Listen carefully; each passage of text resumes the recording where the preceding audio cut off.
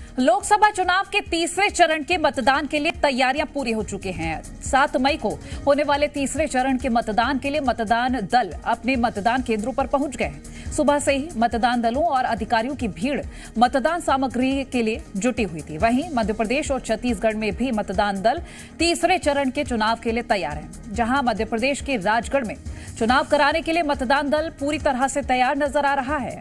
सुबह सुबह चुनावी सामग्री लेकर तमाम मतदान कर्मी अपने अपने केंद्र पहुंच चुके हैं। वहीं सागर में भी आयोग की तरफ से चुनाव की सभी तैयारियां पूरी कर ली गई हैं। सागर में शांतिपूर्ण चुनाव कराने के लिए मतदान दलों की तैयारियां पूरी हो गई हैं। और इधर बैतूल में भी पोलिंग पार्टियां अपने अपने गंतव्य पर पहुंच गई हैं। राजधानी भोपाल में शांतिपूर्ण चुनाव कराने के लिए वो पोलिंग पार्टियां तैयार हो गई हैं और पूरी तरह से तैयारियां नजर आ रही हैं। सागर में महिला मतदान कर्मियों में खासा उत्साह देखने को मिल रहा है, जहां मतदान कर्मी रील्स बनाते भी नजर आ रहे हैं। वहीं गुना में भी मतदान दलों की तैयारियां पूरी हो गई हैं। कल शांतिपूर्ण चुनाव के लिए तमाम मतदान दल पहुंच गए हैं। और अब बात छत्तीसगढ़ की कर लेते हैं, तो यहां तीसरे चरण यानी कि आखिरी चरण प्रदेश की बची हुई 7 सीटों पर चुनाव होगा इस चरण में, जिसके लिए मतदान दलों ने अपनी तैयारियां पूरी कर ली हैं। सरगुजा में मतदान कर्मी अपनी अपनी चुनावी सामग्री लेकर मतदान कराने के लिए पहुंच गए हैं। तो वहीं दुर्ग में भी पोलिंग पार्टियां सुबह सुबह अपनी चुनावी सामग्री लेकर अपने गंतव्य पर पहुंचे हैं। इधर पेंड्रा जिला से कोरबा और बिलासपुर में मतदान कराने के लिए पोलिंग पार्टी सुबह रवाना हुई। तो वहीं जांजगीर चांपा में मतदान कराने के लिए कर्मियों में खासा उत्साह देखने को मिला है।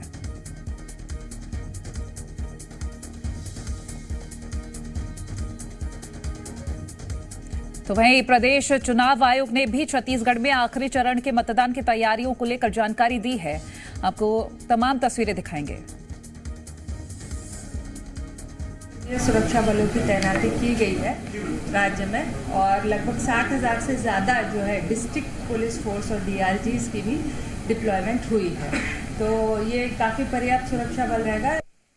तो 7 लोकसभा निर्वाचन क्षेत्र है, उसमें महिला मतदाताओं की संख्या पुरुषों से अधिक है। जो लिंगानुपात है वो 1000 पुरुषों पे 1005 महिला मतदाता इन 7 लोकसभा क्षेत्रों में है।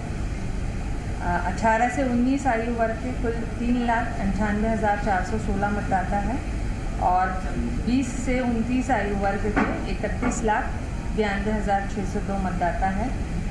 कुल 1,29,481 दिव्यांग मतदाता है और 85 आयु वर्ग के मतदाता उससे अधिक 61,715 है।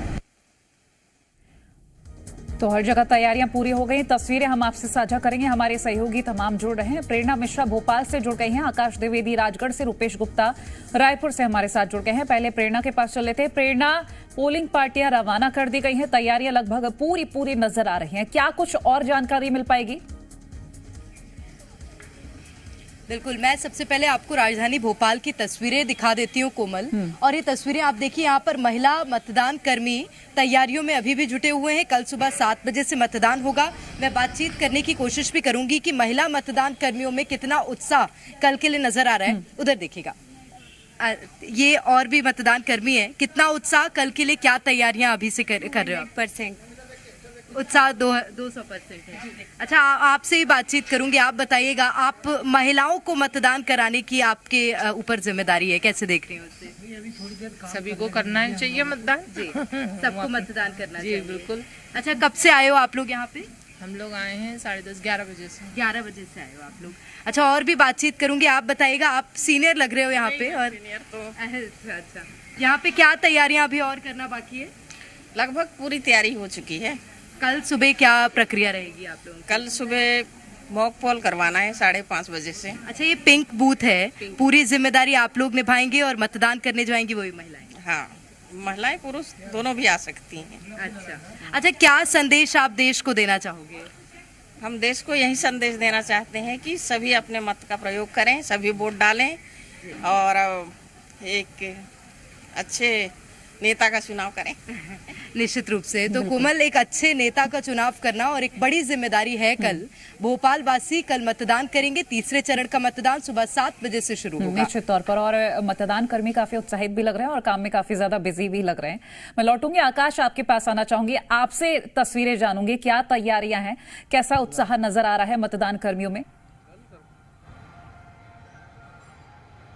देखिए, इस वक्त हम राजगढ़ संसदीय सीट पर मौजूद हैं और 2240 पोलिंग बूथों पर लगभग तैयारियां पूरी हो चुकी हैं। 18.5 लाख मतदाता मतदान करेंगे। पोलिंग बूथ की अगर आप तस्वीर देखेंगी तो गर्मी से बचाव के लिए खास तौर पर टेंट की व्यवस्था की गई। जिस जगह पर मौजूद है, यहाँ पर 2 पोलिंग बूथ है और दोनों पोलिंग बूथ पर पर्याप्त व्यवस्थाएं की गई हैं, क्योंकि 2 चरणों में मतदान प्रतिशत कम रहा है। ऐसे में तीसरे चरण में मतदान प्रतिशत बढ़े, ये बहुत जरूरी है। और जो राजगढ़ संसदीय सीट है, ये हॉट सीट मानी जा रही है, क्योंकि यहां से पूर्व मुख्यमंत्री दिग्विजय सिंह की शाख दांव पर लगी हुई है। और दिग्विजय सिंह ये अपना आखिरी चुनाव लड़ रहे हैं। उन्होंने कई दफा इस बात का जिक्र किया। और अगर हम पोलिंग बूथ की बात करें तो 600 से अधिक ऐसे पोलिंग बूथ को चिन्हित किया गया है जो क्रिटिकल पोलिंग बूथ है, यानी कि यहां पर संवेदनशीलता रहेगी और विशेष तौर पर निगरानी की जाएगी। हम यहां पर जो मतदान कर्मी हैं उनसे बातचीत करने की कोशिश करेंगे। जिस पोलिंग बूथ पर हम मौजूद हैं, ये पोलिंग बूथ क्रमांक 20 है राजगढ़ का, और पीठासीन अधिकारी मौजूद है। पीठासीन अधिकारी से हम बातचीत करेंगे और जानने की कोशिश करेंगे कि क्या तैयारियां हैं, क्या व्यवस्थाएं हैं राजगढ़ की इस पोलिंग बूथ पर। कितनी पोलिंग पार्टियां यहां पर काम कर रही हैं? सर, यहाँ पे 2 पोलिंग पार्टियां काम कर रही है। एक मतदान केंद्र वहाँ पे बना हुआ है और एक मतदान केंद्र यहाँ पे बना हुआ है। 2 मतदान केंद्र यहाँ पे है। कितने कर्मी यहाँ पर हैं और लोगों को पोलिंग करने में दिक्कत ना हो, इसको लेकर क्या तैयारियां हैं? इसको लेके सुविधा काफ़ी अच्छी की है। जैसे टेंट लगाए हुए हैं और टेंट के साथ पानी के पीने की व्यवस्था अंदर रखी गई है। अच्छा। हम मतदान कर्मियों के लिए जो है कूलर की व्यवस्था की गई है। प्रॉपर लाइट की व्यवस्था यहाँ पे है दोनों मतदान कर्मियों के लिए। अच्छा। प्रॉपर सुरक्षा यहाँ पे दी गई है। कुल कितने वोटर्स हैं इस केंद्र पर? यहाँ पे 933 वोटर इस पोलिंग बूथ पे है। क्या प्रक्रिया रहेगी जब वोटिंग शुरू होगी? सबसे पहले मॉक पोल करेंगे, इसके बाद क्या प्रक्रिया शुरू होंगी?